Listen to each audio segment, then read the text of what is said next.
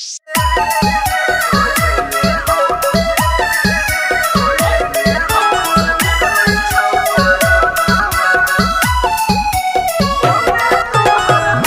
Kanchan Raj Muzaffarpur.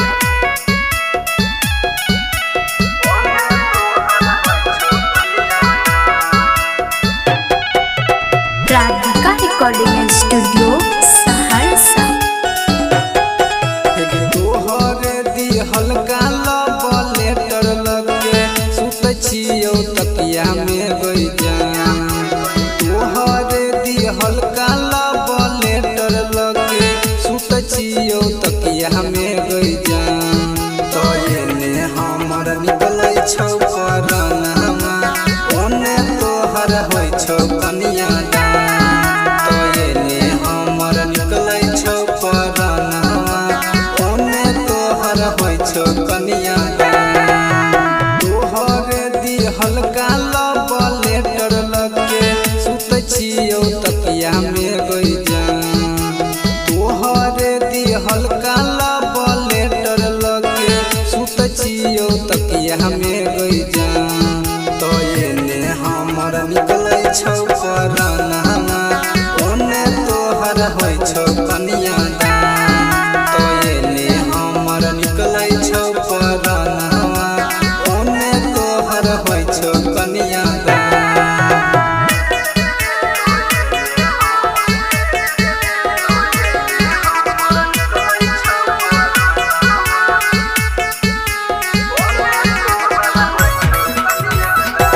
DJ Kanchan Raj Muzaffarpur.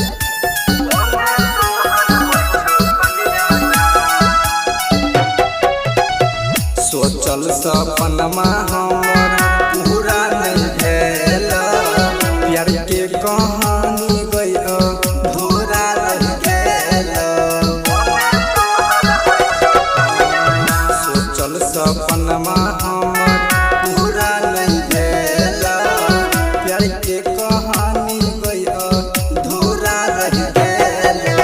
रहौ कोन कमी हमरा में गई तू नहीं बतैलही गे जान।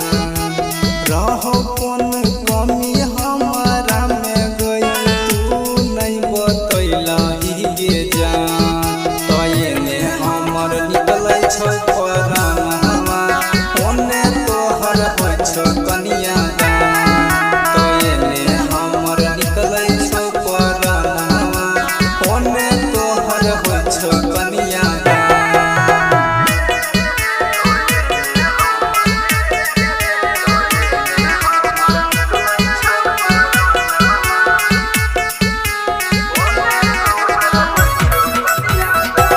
डीजे कंचन राज मुजफ्फरपुर।